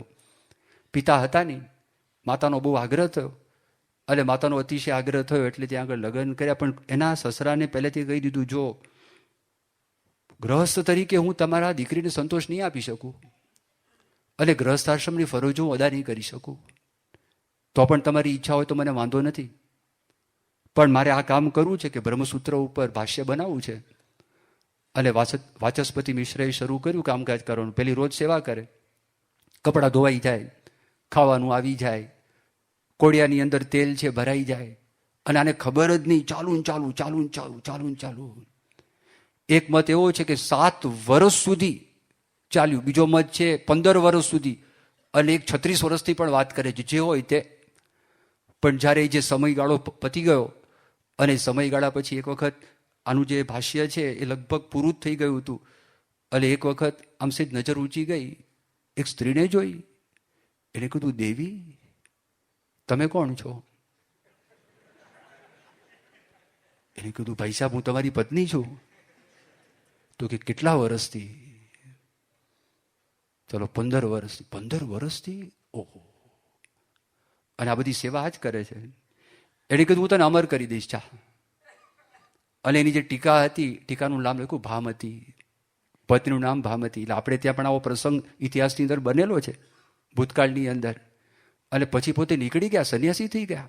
આ બ્રહ્મસૂત્રનું ભાષ્ય પૂરું થઈ ગયું, એને વાત કરી તો એની પત્નીને કોઈ પ્રશ્ન નથી. પત્નીએ કીધું કે તમારા જેવા પતિ આ કામની અંદર જો તત્પર છે અને એમાં હું મદદ કરી શકી, સેવા કરી શકી, તો મારા પણ બહુ મોટા ભાગ્ય છે. આ ભારત વર્ષની નારી, એનું આ વર્ણન છે. નારી રત્નની આપણે વાત કરીએ છીએ ને, એમ કલામ છે પોતે એટલા બધા કર્મઠ હતા, લગ્નનું ભૂલી ગયા. એમ આઇન્સ્ટાઈન પોતાનું ઘરનું એડ્રેસ ભૂલી ગયા. તો ઓલો ટેક્સી ડ્રાઈવર કે તમને લઈ ક્યાં જવું? કે ભાઈ સાહેબ તમને અહીંયા આગળ આઇન્સ્ટાઈનનું ઘર ખબર છે ક્યાં છે? ઓલો ટેક્સી ડ્રાઈવર કે પ્રિન્સ્ટનમાં રહેતો હોય તો કયા ટેક્સી ડ્રાઈવરને ખબર ના હોય આઇન્સ્ટાઈનનું ઘર? કે મારે ત્યાં જવું. સારું. પછી જ્યારે ત્યાં ઉતર્યા ને ત્યારે આઇન્સ્ટાઈને વાત કરી કે હું પોતે આઇન્સ્ટાઈન છું. ઓહો,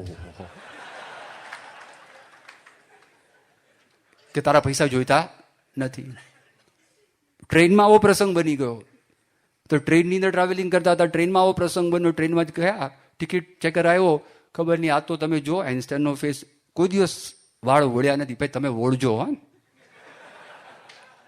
આ પાછું બધાનું અનુકરણ સીધું કરવા જેવું નથી. અને તમે સંપૂર્ણપણે તમારામાં લાગી ગયા હોય તો આખી દુનિયાને ખબર પડે તો એને પણ ચિંતા નથી, તકલીફ નથી. પણ આપણે બધું ધ્યાન રાખતા હોય ને પછી એમ કહે આઇન્સ્ટાઈને આમ કર્યું તો સભામાં વાત આવી હતી ને, તમે હાથું વળવાનું કહો છો તો કાઢી મૂકે તમને, તો નોકરીમાં એ ના રાખે, હાલ તો થાય કે જા બહાર નીકળ. પણ એમની આ એક વિશિષ્ટ વ્યક્તિ હતા.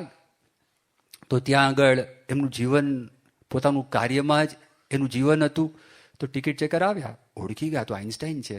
ટિકિટ માગતા તો મગાઈ ગઈ, પેલા અહીં શોધી અરે મળે ને ટિકિટ. પહેલાં કીધું ડોન્ટ વરી, ટિકિટ ચેકર કે ચિંતા કરતા નહીં, મને ખબર છે કે તમે આઇન્સ્ટાઈન છો ને તમે ટિકિટ લીધી જ હોય. એટલે બહુ તપાસ કરી, નીકળી ગયો. આગળ હતો ને આઇન્સ્ટાઈન સીટ ઉપરથી ઊભો થઈને સીટની નીચે તપાસ કરી, ક્યાં છે, ક્યાં ગઈ, ક્યાં આગળ. પેલો પાછો આવ્યો કે શા માટે તમે તકલીફ લો છો, મને વિશ્વાસ છે કે તમે ટિકિટ લીધી જ હશે, તમે શું કાં ચિંતા કરો છો.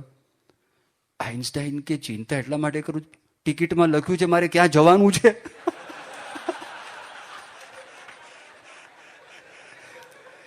મારે કયા સ્ટેશન ઉપર ઉતરવું મને એ ખબર નથી, કે મારે કયા સ્ટેશન ઉપર ઉતરવું એનો મને ખ્યાલ નથી. હવે તમે જો વિચાર કરો, એના સ્વપ્ન આવતા અબ્દુલ કલામ સાહેબને, બીજું સ્વપ્ન આવ્યું લિંકનનું. તો લિંકન માટે ઘણું બધું લખાયેલું છે. અમેરિકાના રાષ્ટ્રપતિ હતા, 16મા રાષ્ટ્રપતિ હતા. લગભગ 1860-61ની સાલમાં પોતે રાષ્ટ્રપતિ થયા. પણ તે વખતે પ્રસંગ એવો ઉપસ્થિત થયો, અમેરિકા એક સંયુક્ત રાષ્ટ્ર હતું. આપણે જેમ 550 રજવાડાઓ એક થયા એમ United States of America, states એટલે રાજ્યો, યુનાઇટેડ એટલે એક થયા. અમેરિકાના રાજ્યો એક થયા, એ અમેરિકા દેશ થયો. એ અમેરિકા દેશની અંદર પ્રસંગ એવો બની ગયો 1860-61ની સાલની અંદર જે દક્ષિણના બધા રાજ્યો હતા એ લોકોએ બળવો પોકાર્યો.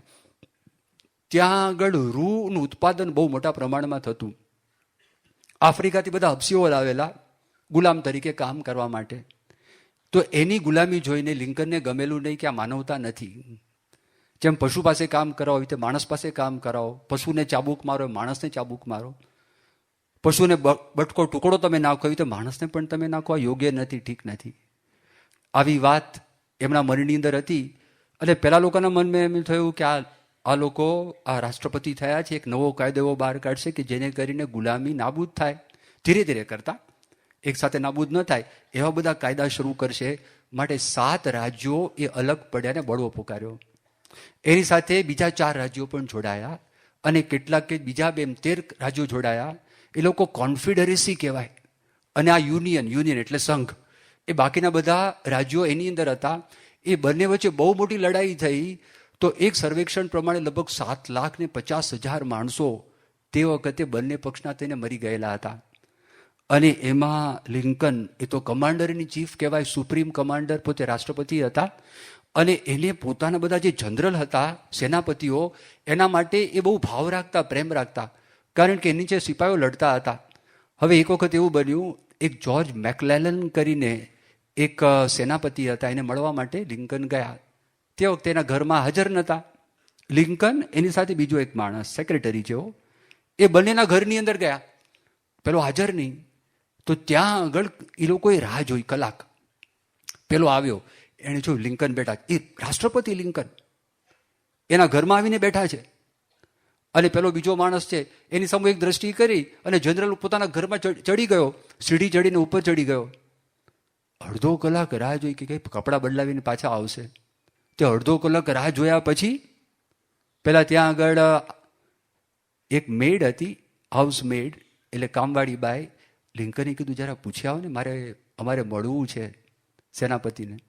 તો પેલો પલંગ ઉપર સૂતો હતો, એણે કીધું કે તમે લિંકનને એમ કહો હું થાકી ગયો છું, અત્યારે હું નહીં મળું રાષ્ટ્રપતિને. તો પહેલાં કહેવા માટે હવે લિંકન એક પણ શબ્દ બોલ્યા વિના બહાર નીકળી ગયા. પેલો માણસ સેક્રેટરી પણ બહાર નીકળ્યો. સેક્રેટરીને એટલો ગુસ્સો આવ્યો કે immediately dismiss this person. Suspend નહીં, સસ્પેન્શન પછી કેસ ચાલે અને પછી કોણ સાચું ખોટું એમ નહીં, અડધા પગારે નહીં, આઉટ. સસ્પેન્ડ કરે અડધો પગાર આવે. અડધો પગાર નહીં, પછી કોર્ટમાં કેસ ચાલે ને બધું લાંબુ ચાલે, 10 વર્ષે નીકળી જાય, હમણાં જ આઉટ. લિંકન કે ના. લિંકને શું કીધું ખબર છે? લિંકન કે એ ઘોડા ઉપર બેઠો હોય ને, જ્યોર્જ મેકલેનન, એ ઘોડાની સરખ હું પકડું. એ કોણ પકડે? મજૂરો એ પકડે, એની પકડું. અને એના બૂટ ઉપર ધૂળ ચોંટી ગઈ હોય ને, એ હું ધૂળને સાફ કરું. કારણ કે યુનિયન માટે આ સેનાપતિ કામ કરે છે. આવા હતા લિંકન, યાદ રાખજો. અમથા ગવાતું નથી, એની વાતો થાય છે. એનું મોટું સ્ટેચ્યુ પધરાવ્યું છે અમેરિકાની અંદર, વોશિંગ્ટનની અંદર, જે અહીંયા આગળ આપણને સત્સંગની અંદર વાત કરે છે, નિર્માની થવાની વાત કરે છે. એ રાષ્ટ્રપતિ થઈને એના જીવનની અંદર હતું. એ એમને યાદ આવ્યા, લિંકન યાદ આવ્યા. અને ઉમર ખલીફ એ મુસલમાન વ્યક્તિ, અરબસ્તાનમાં એનો જન્મ થયેલો. એ મોહમ્મદ પૈગંબર એના વખતની અંદર આ વ્યક્તિનો જન્મ હતો. એના જીવનની અંદર શરૂઆતમાં તો બહુ સખત માણસ હતા. ઘણા બધાને એને મારી પણ નાખેલા હતા. એ મોહમ્મદને માનતા પણ નહોતા. પણ અમુક પ્રસંગો એવા બની ગયા જેને કરીને મોહમ્મદને માનતા થયા. અને એને જે કંઈ બધા પૈગામ આપ્યા અને ઉપદેશો આપ્યા એનો સ્વીકાર કરતા થયા. અને એ ખલીફ બન્યા. એ ખલીફ બન્યા એટલે નેતા બન્યા. અને નેતા બનીને પ્રસંગ એવો થયો, એક વખત પોતે મક્કા કે મદીનામાં હતા અને એ શહેરની બહાર રણ શરૂ થતું હતું. રણની અંદર એ અને એની સાથે એક ગુલામ હતો અસલામ કરીને, એ બંને લોકો વિહાર કરવા માટે નીકળ્યા. એ વિહાર કરવા માટે જેવા બહાર નીકળ્યા અને એણે જોયું કે ત્યાં આગળ એક છાવણીની એક તંબુ છે અને એમાં પ્રકાશ છે. એનો અર્થ એમ કે આગ પ્રગટેલી છે. અસલામને વાત કરી કે કોઈ મુસાફર હશે, ચલો ને આપણે જઈએ, આપણે કંઈક એને મદદ કરી શકીએ. ભલે આ તો નેતા હતા પણ એવા દિલના હતા ઉમર ખલીફ. એટલે ત્યાં આગળ ગયા. ખાલી એક બેન હતા, એના 2-3 છોકરાઓ ટળવળતા હતા. એ જમીન ઉપર સૂઈ ગયા હતા. એક નાની આગ પ્રગટાવેલી, એના પર એક થોડું વાસણ હતું, વાસણમાં પાણી હતું અને પાણી ગરમ થતું હતું અને પાસે કશું હતું નહીં. એટલે આપણે પૂછ્યું, ઉમર ખલીફે પૂછ્યું કે બેન તમે શું કરો છો? કે આ પાણી ગરમ કરું છું. કે કેમ પાણી ગરમ કરો છો? એ કે ખાવાનું અમારી પાસે છે નહીં, દાણા છે નહીં, પણ આ ગરમ પાણી થાય તો આ મારા બધા સંતાન છે 2-3 જણા, એ લોકોના મનમાં એમ થાય કે મારી મા છે ખાવાનું બનાવે છે. એ સંતોષની અંદર એની આંખ મીચાઈ જાય, નાના બાળકોને તરત ઊંઘ આવી જાય. એટલા માટે મેં આ પાણી ગરમ કરેલું છે, બાકી એને ખાવાનું મળવાનું નથી. પણ ઉમર ખલીફને એણે કીધું કે જ્યારે કયામતનો દિવસ આવશે તે વખતે અલ્લાહ અમારા ઉમર ખલીફને પૂછશે કે એક બેનનું તે ધ્યાન કેમ ના રાખ્યું. ઉમર ખલીફ કહેતો નથી ઉમર ખલીફ છું. એણે કીધું કે પણ બેન, ઉમર ખલીફને ક્યાંથી ખબર પડે કે તને તકલીફ છે, તને મુશ્કેલી છે? એ નેતા છે ને, એને ખબર હોવી જ જોઈએ. આ બેન કે છે, એને જ્ઞાન આપે છે. એક શબ્દ બોલ્યા વગર અસલામે કીધું ચાલ શહેરની અંદર. ત્યાંથી લોટ લીધો, ખજૂર છે એ ખરીદ્યા, પૈસા લીધા, બીજી સાધન સામગ્રી લીધી અને એને કીધું ચાલ આપણે રણની અંદર પાછા જઈએ ત્યાં આગળ બેનને આપવા માટે. અસલામ એ ગુણ લોટની જ્યારે ઉપાડવા માટે જતો તો ઉમર ખલીફે કીધું મારે ઉપાડવી છે, ઉભો રહે, તું ના ઉપાડતો. એ કે પણ તમે તો માલિક છો, હું ગુલામ છું. એણે કીધું કે જ્યારે મારો છેલ્લો દિવસ આવશે અને મને ભગવાન પૂછશે, તે ભગવાન એ મને પૂછવાના, તને નથી પૂછવાના. આનો જવાબ મારે આપવાનો છે, માટે મારે ઉચકીને લઈ જવું છે. ત્યાં ગયા અને જાતે એમાં ખજૂર લોટ નાખ્યા, એ લોકોની કંઈક રેસીપી હશે ત્યાં આગળ. એ ખાવાનું તૈયાર થયું અને તૈયાર થઈને જાતે પીરસ્યું, છોકરાને જમાડ્યા અને ત્યાં આગળ બેઠા રહ્યા. ઓલો કે જવું નથી, કે છોકરાને મેં દુઃખી જોયેલા, મારે એને સુખી જોવા છે. અને સુખી જોઈને પોતે બહાર નીકળ્યા ત્યારે બેને વાત કરી કે ઉમર ખલીફની જગ્યાએ તમને ખલીફ બનાવવા જેવા છે. પેલા કીધું બેન તમે ઉમર ખલીફને મળવા જજો, ત્યારે એ સ્થાનની અંદર હું પણ તને મળીશ. એમ કહીને ઉમર ખલીફ નીકળી ગયા. એ સ્વપ્નાની અંદર આવે છે. જો આ પેલો અનુભવ થાય છે, આધ્યાત્મિક અનુભવ થાય છે. અને એ 5 જણા ભેગા થઈને કહે છે, હું તમને એટલા માટે આ બધી વાત કરું છું, ખ્યાલ આવે કે આ વ્યક્તિ કલામ પોતે પણ સામાન્ય માણસ નહોતા, એના સપના પણ સામાન્ય નહોતા. એવી વ્યક્તિને પ્રમુખ સ્વામીનો પ્રભાવ પડ્યો અને બધા કરતા અધિક પ્રભાવ પડ્યો. એ કેવી વાત કહેવાય. એવું શું થઈ ગયું એમના મનની અંદર. એટલે પહેલા આધ્યાત્મિક અનુભવનું આ એમને વર્ણન કર્યું. પછી બીજો આધ્યાત્મિક અનુભવ થયો. એ આધ્યાત્મિક અનુભવની અંદર એવો પ્રસંગ બનેલો કે પોતે યુરોપની અંદર એક દેશ છે, એનું નામ ગ્રીસ છે. દરિયા કિનારા ઉપર એક શહેર છે, એનું નામ એથન્સ છે. એથન્સની અંદર એક ટેકરી છે, અને ટેકરીનું નામ છે ફિલોપેપસ. ટેકરી બહુ ઊંચી નથી, 142 મીટર, 145 મીટર, એટલે લગભગ 482 ફૂટ ઊંચી આ છે ટેકરી. એ ટેકરી પર માણસ ચડે ને એક નાની ગુફા આવે છે. એવું કહેવાય છે એ ગુફાની અંદર સોક્રેટિસને કેદ કરવામાં આવેલા. આથી લગભગ 2000 વર્ષ પહેલા એને કેદ કરવામાં આવેલા, એના કરતાં પણ પહેલા. એ ગુફાની અંદર પોતે દાખલ થયા. થોડુંક અંધારું હતું. એના મનની અંદર કેટલાક દ્રશ્યો ઉપસ્થિત થયા કલામના મનમાં. એ ગુફાના ખૂણામાંથી જાણે 4 વ્યક્તિ સફેદ કપડાં પહેરીને એની પાસે આવતા હોય એ બધું મનમાં એને દેખાય છે. અને એ વ્યક્તિ પણ સામાન્ય નથી. આ 5 વ્યક્તિની વાત કરી, એમાંથી 2 વ્યક્તિ તો કોમન, અબ્રાહમ લિંકન ને મહાત્મા ગાંધી. એ સિવાય સોક્રેટિસ ને ગેલિલિયો, આ 4 જણા સફેદ કપડાં એક પછી એક આવ્યા, અને એક એક વ્યક્તિ એક એક સૂત્ર, એક એક ડાપણનું વાક્ય એમને કહીને જાય છે. પેલા સોક્રેટિસ આવે છે કે જે સોક્રેટિસને એવું માનવામાં આવે છે એ ગુફાની અંદર કેદ કરવામાં આવેલા, અને સોક્રેટિસ એને આવીને પહેલું વાક્ય કહે છે. અને કયું વાક્ય છે? એક જ વાક્ય કે થિંકિંગ ઇઝ ફ્રીડમ. સ્વતંત્રતાનો અર્થ શું? વિચાર માણસ કરી શકે છે ને, એ સ્વતંત્રતા છે. આમાં કેટલું બધું રહસ્ય ભરેલું તમે વિચારો કરો. દાખલા તરીકે કોઈ માણસને કેદ કરે, યુદ્ધ થાય, અને યુદ્ધની અંદર આપણા સૈનિકોને પાકિસ્તાનના માણસો કેદ કરી નાખે, અને પાકિસ્તાનના માણસોને આપણે કેદ કરી નાખીએ. હવે કેદની અંદર માણસ પરવશ છે. એના શરીર ઉપર એને ક્યાં ઉતારો આપો એ ત્યાંના માણસો નક્કી કરે ને ક્યાં ઉતારો આપો. એટલે એમાં સ્વતંત્રતા નથી. એને કયું ખાવાનું આપવું એ પણ સ્વતંત્રતા કેદી પાસે નથી. કારણ કે જેને ખાવાનું મળે એને ખાવું પડે. એના કપડા ઉપર પણ એને સ્વતંત્રતા નથી. નાવા ધોવાની પણ સ્વતંત્રતા નથી.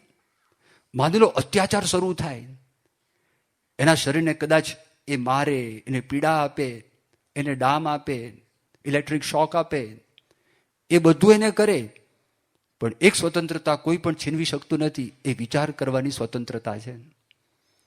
એ ત્યાં રહ્યા પણ માણસ સ્વતંત્રપણે વિચાર કરી શકે. બીજા વિશ્વયુદ્ધની અંદર હિટલરે ઘણા બધાને કેદ કરેલા હતા, અને ભયંકર અત્યાચાર કરેલો હતો. એ લોકોને ઝેરી વાયુ દ્વારા મારી નાખેલા. એ લોકોને ખાવાનું ઓછું આપવાનું, અને એટલું બધું ઓછું આપે હાડપિંજર બધા થઈ ગયા હતા. અને એ માણસો પાસે શબ ઉપાડવાની બધી જે ક્રિયા છે કરાવડાવે. એ લોકોને જો બાળી નાખ્યા હોય, એની રજોઠી રાખ હોય, એ પણ આ લોકો જ બહાર કાઢે. બધા જ કામ વાડ પણ આ લોકોને કરવાનું, યહૂદી લોકોને. ઓશવિટ્સની અંદર, ડચાઉની અંદર, આવા બધા મોટા મોટા કોન્સન્ટ્રેશન કેમ્પ્સ થયેલા પોલેન્ડ, ઓસ્ટ્રિયાની અંદર, જર્મનીના ઉપરના ભાગમાં. એમાં એક યહૂદી માણસ, એક સાયકાઇટ્રિસ્ટ હતો, એનું નામ ફ્રેન્કલ વિક્ટર કરીને.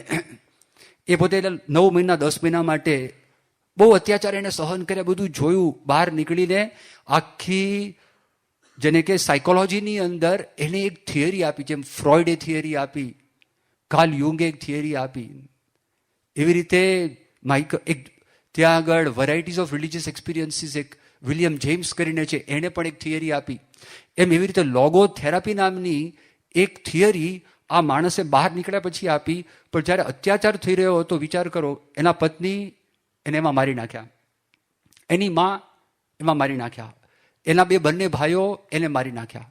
માત્ર એક બેન એ ત્યાં આગળ બચી, અને એ બેન ત્યાંથી ઓસ્ટ્રિયાથી ભાગીને ઓસ્ટ્રેલિયા જતી રહી હતી, અને આ માણસ અમેરિકા આવેલો. એ જેલમાં બેઠા બેઠા સ્વતંત્રપણે જો પોતાની એક પાસું શરીરની અંદર છે કે જે માણસ એના પર કોઈ છે ને પરતંત્રતા લાદી શકતું નથી. અને એણે વિચાર કર્યો મનથી કે હું બહાર નીકળી ગયો છું, મુક્ત થઈ ગયો છું, અને વિદ્યાર્થીઓને હું પ્રવચન કરી રહ્યો છું કોલેજની અંદર, યુનિવર્સિટીની અંદર. અહીંયા માણસોની શું હાલત થઈ એ હું કહી રહ્યો છું. તો આ વાત એમણે કરી. જો કારણ કે સોક્રેટિસને પણ કેદ કરેલા, અને સોક્રેટિસને વગર વાંકે એના વાંકમાં એટલી જ વાત કરી, અહીંના માનીતા દેવતાઓને તમે માનતા નથી, નવા દેવતાઓને તમે લાવ્યા છો, માટે આ મોટો ગુનો છે. અને આ વાતો તમે યુવાનોમાં પ્રવર્તાવો છો, માટે તમને દેહાંત દંડની સજા અને ઝેર તમારે જાતે પીવાનું. અને સોક્રેટિસને ભાગવાની તક હતી, સોક્રેટિસ ભાગ્યા નહીં, અને સોક્રેટિસે આ પીધું, હેમલોક પીધું, અને સોક્રેટિસ મરી ગયો. એટલે સોક્રેટિસ આવીને એને કહે છે, કલામને એક વાક્ય કહી ગયો આખા જીવનનો સાર, કે થિંકિંગ ઇઝ ફ્રીડમ. આ મહાન વાક્ય બોલી ગયા. પછી આવે છે એની પાસે એબ્રાહમ લિંકન. એ ગુલામી નાબૂદ થાય એના માટે પોતે કામ કરતા હતા. તો ગુલામી નાબૂદ થાય એના માટે કામ કરતા હતા. તો એબ્રાહમ લિંકન આવીને એક વાક્ય કહે છે, no human being can be a slave of another. એનો ભાવાર્થ એટલો છે, કોઈ પણ માણસે બીજા માણસને ગુલામ ન બનાવવા જોઈએ. આ એક વાક્ય એમને કહી ગયા. જો માનવતાની વાત આવી. ત્રીજા આવ્યા ગાંધીજી. તો ગાંધીજી એક વાક્ય કીધું. ગાંધીજી કીધું, ઇલિમિનેટ, નાશ કરો. શેનો? Eliminate violence in all human missions and let peace prevail. માણસના બધા કાર્યની અંદર અહિંસા નાબૂદ કરી નાખો અને શાંતિ છે એનું પ્રવર્તન થાવ. અને ગેલિલિયો આવ્યા. બાળકોને, બધા યુવકોને ખબર છે, ભણેલા છે, ગેલિલિયો દૂરબીન બનાવ્યું. અને દૂરબીન બનાવીને એણે એવી વાત કરી કે આ પૃથ્વી સૂર્યની ફરતી ફરે છે. ત્યાં સુધીમાં એવી માન્યતા હતી કે સૂર્ય પૃથ્વીની ફરતો ફરે છે, રિવર્સ, પૃથ્વી સ્થિર છે. બધા ગ્રહો પૃથ્વીની ફરતા ફરે છે અને સૂર્ય પણ ફરે છે. જીઓ સેન્ટ્રિક વ્યૂ કહેવાય. અને આમણે આપી હેલિયો સેન્ટ્રિક વ્યૂ. હેલિયો એટલે સૂર્ય, સેન્ટ્રિક એટલે એ મધ્યની અંદર છે. એ વાત ગેલિલિયોએ કરી. હવે પહેલાં કોપરનિકસે થોડીક વાત કરી હતી, પછી ગેલિલિયોએ પોતે વાત કરી. કારણ કે દૂરબીન છે એને આ જે ગ્રહ છે શુક્ર, એની સામે કર્યું. જેમ ચંદ્ર છે તો ચંદ્રની કળા છે ને, એવી રીતે આ વિનસ છે એની પણ કળા થાય છે. તો એનો અર્થ એવો થયો કે એ સૂર્યની ફરતો આ ગ્રહ ફરે છે, એ પૃથ્વી ફરતી ફરતો નથી. અને એને ગુરુ સામે પોતાનું દૂરબીન તાક્યું તો ગુરુ ઉપર એને ચંદ્ર દેખાયા. આપણે એક ચંદ્ર છે, ગુરુમાં ઘણા બધા ચંદ્રો છે અને બધા ગુરુ ફરતા ફરે છે. હવે એ ચંદ્ર છે એ પૃથ્વી ફરતા ફરતા નથી. આ વાત એને જાહેર કરી. નજરકેદની સજા એ કાયમ માટે ત્યાં આગળ નજરકેદ થઈ ગઈ. એટલે ગેલિલિયો આવ્યા અને ગેલિલિયો પોતે એક વાક્ય કહી દે છે કલામને, મગજમાં સ્ટ્રાઇક થાય છે. કયું? કે ટ્રુથ, સત્ય is beyond human laws. Truth is beyond human laws. માનવે બનાવેલા કાયદા કરતાં સત્ય ઊંચું છે. આપણે બંધારણ બનાવ્યું, કેટલા ફેરફાર કર્યા અત્યાર સુધીમાં? આ માણસના કાયદાઓ, અમેન્ડમેન્ટ્સ કહેવાય એને. અમેન્ડમેન્ટ, સુધારો. બધા આ સુધારો થયો. અમેન્ડમેન્ટ્સ કેટલા કર્યા માણસના કાયદા. હમણાં ધમાલથી આ નાકાબંધી થઈ ગઈ. અહીંયા આગળ થઈ ને નાકાબંધી, પણ કાયમ માટે નાકાબંધી છે, ટેમ્પરરી કાયદો છે. ત્યાં પોલીસો ઊભા છે, એસઆરપીના માણસો ઊભા છે. એ કે ભાઈ ગાડી તમારી જવા નહીં દે. બરાબર છે, માનવું જ પડે આપણે, તમે જ્યાં કહેશો ત્યાં. પણ એ કાયમ માટેના કાયદા નથી. તો આજે કાયદાની વાત કરી, એ માનવના બનાવેલા કાયદા છે. કાયદાની અંદર ફેરફાર થાય. Truth is beyond human lose. આ વાત કરે છે. કોણ વાત કરે છે? ગેલિલિયો વાત કરે છે. આ બે અનુભવ થયા અને એ બે અનુભવ પછી એ વર્ણન કરે છે. પણ પ્રમુખ સ્વામી સાથેનો મને અનુભવ થયો, એમાં ફરક હતો. પહેલું સ્વપ્નું હતું અને બીજું મારું મન મારી સાથે કદાચ રમત કરતું હોય. પણ અહીંયા તો પ્રમુખ સ્વામી મારો જો હાથ, પ્રમુખ સ્વામી મહારાજે મારો હાથ પકડ્યો હતો. આ જુદો અનુભવ. અને કેવો અનુભવ થાય છે એ અનુભવનું વર્ણન કરે છે. અનુભવની વાત કરી કે મને એવો અનુભવ થયો, આજુબાજુના બધા માણસો છે એ ભૂલાઈ ગયા, જાણે એનું અસ્તિત્વ જ નથી. કોઈ કાળાતીત શાંતિ તરફ હું ખેંચાયો. આ મને બીજો અનુભવ થયો. ત્રીજો અનુભવ, જો આ 10 મિનિટની અંદર એને થાય છે. મૌન છે, એક પણ શબ્દ બોલાતા નથી. ઓલા 4 મહાપુરુષો જેમ શબ્દ કહી ગયા, એક પણ શબ્દ બાપા બોલ્યા નથી. અને એમને થાય છે કે પ્રમુખ સ્વામીનો હાથ એ એટલો બધો સક્ષમ છે કે આખા દુનિયાનું પરિવર્તન કરી શકે. આ કલામ સાહેબ લખે છે, હા, મારા અંતરમાં ભાવના ઉત્પન્ન, તમારા મનમાં એમ થાય કે આવું થાય. આવા પુરુષો પાસે જે લોકો આવ્યા છે એ લોકોને એક ક્ષણની અંદર એક સાથે એક નહીં 5, 7, 10 ભાવનાઓ ઉત્પન્ન થયેલી છે. ખાલી દર્શન કર્યા એના મનમાં એમ થાય કે આમના માટે શું ન થાય. દર્શનથી નિર્માણીપણું આવી જાય, દર્શનથી પરિવર્તન થઈ જાય, એક સાથ 5, 7, 10 ભાવના ઉત્પન્ન થઈ જાય. તો આ 10 મિનિટની અંદર કલામને એક થાય છે. આ ત્રીજી ભાવના અંતરમાં ઉત્પન્ન થઈ કે પ્રમુખ સ્વામી મહારાજના હાથ એટલા બધા સક્ષમ છે, આખા દુનિયાનું પરિવર્તન કરી શકે. ચોથી વાત, પ્રમુખ સ્વામી મહારાજ ગુણાતીત સત્પુરુષ છે, આધ્યાત્મિક વ્યક્તિ છે. આ ગુણાતીત સત્પુરુષ મેં અનુવાદ કરેલો શબ્દ નથી, ઇંગ્લિશની અંદર જ આ શબ્દો મૂકેલા છે, ગુણાતીત સત્પુરુષ. અને કીધું કે પ્રમુખ Swami Maharaj, he has transcended the ephemeral and modes of nature. એફિમેરલ નાશવંત વસ્તુથી પર થઈ ગયા છે અને મોડ્સ ઓફ નેચર, નેચર એટલે ગુણ, અને મોડ સત્વગુણ, રજોગુણ, તમોગુણ, એનાથી પર થઈ ગયા છે.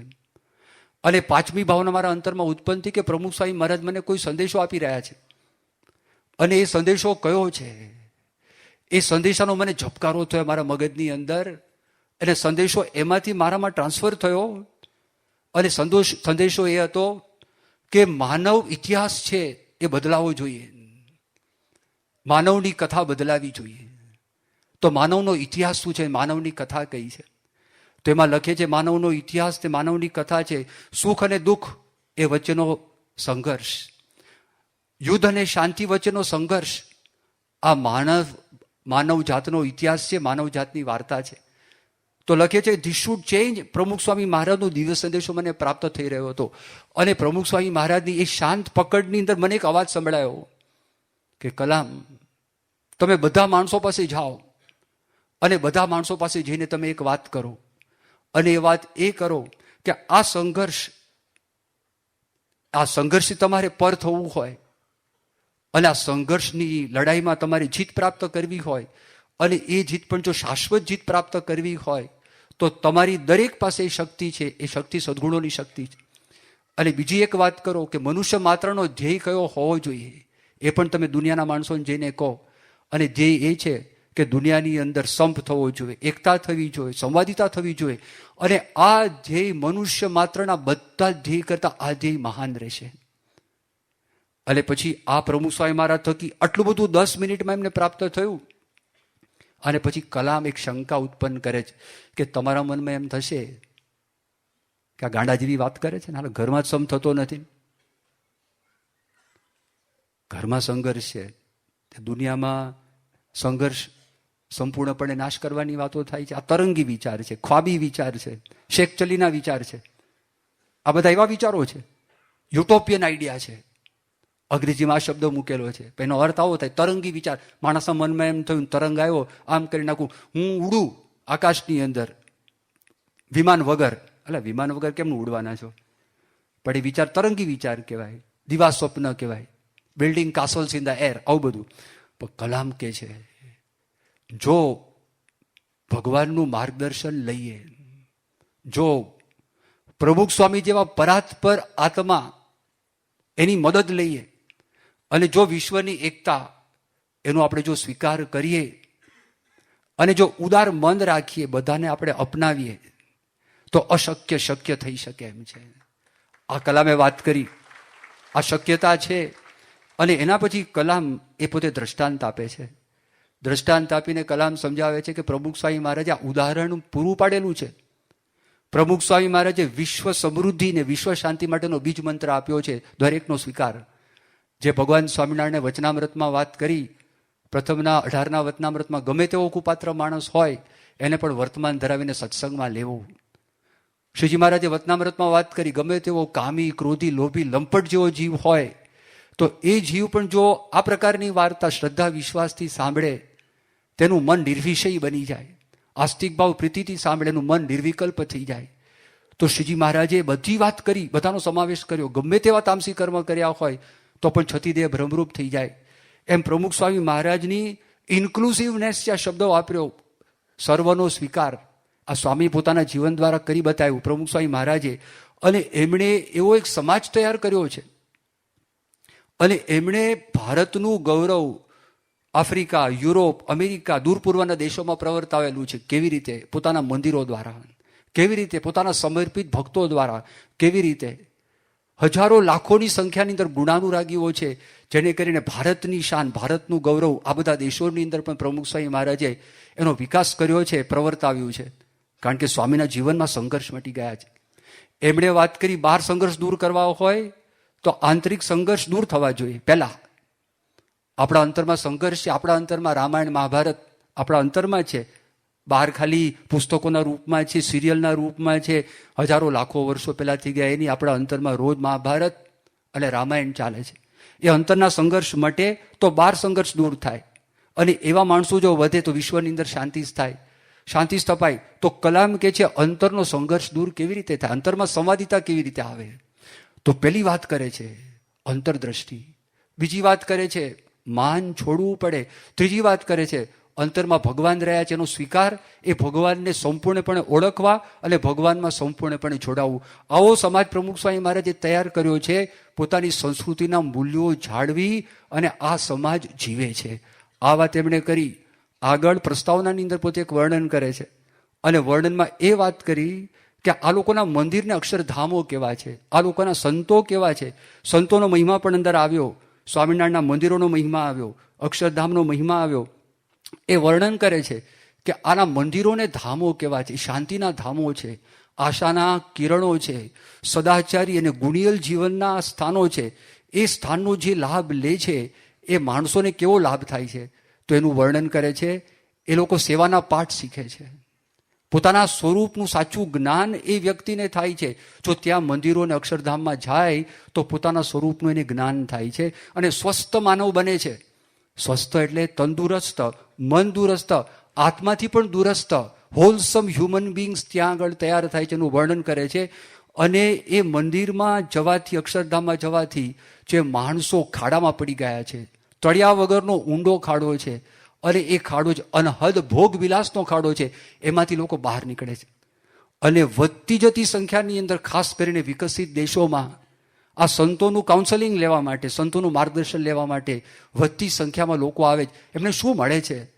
એ શેમાંથી મુક્તિ મેળવે છે? સુપરફિશિયલ રિલેશનશિપ્સ, ઉપર ચોટ્યા સંબંધોમાંથી સંતો એને મુક્ત કરે છે. ટ્રિવિયલ કમ્યુનિકેશન્સમાંથી, મામૂલી આપલેમાંથી, આખો દિવસ મામૂલી આપલેમાં આપણો સમય પસાર થઈ જાય. સંતો સમજાવે છે જીવન છે, અમૂલ્ય જીવન છે, તમને ક્યાં લાભ થશે, સંતો તમને આ વાત કરશે. પછી આગળ વાત કરે છે કે જે મોડર્ન દુનિયા છે, આધુનિક જગતનો સર્વવ્યાપક ઘોંઘાટ, એ ઘોંઘાટમાંથી મુક્ત કરે છે આ સંતો. ઘોંઘાટ છે કે નહીં? અત્યારે બહાર જાઓ, વિમાનનો અવાજ, ગાડીનો અવાજ, મશીનનો અવાજ, અવાજ સિવાય કશે કંઈ છે જ નહીં. ઘોંઘાટ, ઘોંઘાટ, ઘોંઘાટ. વિદેશની અંદર કેટલાક સ્થાનોમાં ઘોંઘાટ નથી, બહુ શાંત સ્થળ છે. અંતરમાં ઘોંઘાટ છે, કારણ કે પશ્ચિમનો વાયરો અંતર સુધી પેસી ગયો છે અને એ ઘોંઘાટ માણસે સતાવે છે. આ સંતોના માર્ગદર્શનથી એ ઘોંઘાટમાંથી માણસોને મુક્તિ પ્રાપ્ત થાય છે. આ બધી વાતો પ્રસ્તાવનામાં લખી અને એ માણસ વાત કરે છે આવા સંતો વધો, આવા સંતોની હસ્તી, એની ઉપસ્થિતિ વધો, એ વાત કરે છે. અને એમના ગુરુ પ્રમુખ સ્વામી મહારાજ છે. પ્રમુખ સ્વામી મહારાજે આવા સંતોને તૈયાર કર્યા છે. અને છેલ્લી એક વાત પોતે પ્રસ્તાવનામાં લખે છે કે આ પુસ્તક મારે લખવાની ઈચ્છા થઈ, પણ મારા મનમાં એક શંકા ઉત્પન્ન થઈ. અને શંકા એ હતી, કઈ શંકા હતી? હું મુસલમાન છું, તે મુસલમાન થઈને એક હિન્દુ ધર્મગુરુ, એના પર પુસ્તક લખાય? મારા મગજની અંદર આ ચાલતું હતું. ભગવાનની ઈચ્છાથી મારા મોટાભાઈનો ફોન આવ્યો, જે મારા કરતાં 14 વર્ષ મોટા. અને એવા ટાઈમે સવારે ફોન આવ્યો તો મને બીક લાગી, કંઈક અમંગળ સમાચાર હશે. પણ આનંદિત અવાજ સાંભળીને થયું કે અમંગળ સમાચાર નથી. સવારની પહેલી નમાઝ એ પઢીને મારો ભાઈ આવેલો, ફર્ઝ કહેવાય એને, એ ફર્ઝની નમાઝ, એ નમાઝ પઢીને આવેલા અને ફોન આવ્યો. અને એ ભાઈનું નામ, એમને ગૌરવ છે, પોતાના ભાઈ માટે માન છે, 14 વર્ષ મોટા છે. એમનું નામ આખું લખ્યું, 8 શબ્દોનું નામ છે: અવુલ, ફકીર, જૈનુલ આબદીન, મોહમ્મદ, મુથ્થુ, મીરા, લેબાઈ મારા કેર, આ એનું નામ, આવડું મોટું. અને ટૂંકમાં મારા કેર એને કહે છે કે એમનો ફોન આવ્યો, એમને પૂછ્યું કે કલામ અત્યારે સૌથી સારામાં સારું કામ તમે કયું કરો? એ કે પુસ્તક, પ્રમુખ સ્વામી મહારાજનું પુસ્તક. પણ મારા મનમાં શંકા છે, આપણે લખાય કે ન લખાય. એણે કીધું જ્યારે મોહમ્મદ મદીના આવેલા તો તે વખતે યહૂદીઓ છે એનો સમાવેશ કરેલો અને ખ્રિસ્તીઓનો પણ સમાવેશ કરેલો. પ્રમુખ સ્વામીનું જે સદાચારી જીવન છે, પવિત્ર જીવન છે, પાયસ અને વર્ચ્યુઅસ લાઈફ, એની વિગતથી વાત દરેકને તમે કરો ને પુસ્તક લખો, જાઓ. એના ભાઈએ વાત કરી, એના ફળરૂપે આ પુસ્તક લખાયું છે અને અબ્દુલ કલામ લખે છે the book has been completed. અને આવતીકાલથી આપણે ચેપ્ટર પહેલું, વિભાગ પહેલો અને પહેલા ચેપ્ટરની વાત કરીશું. શ્રી સ્વામિનારાયણ ભગવાનની જય.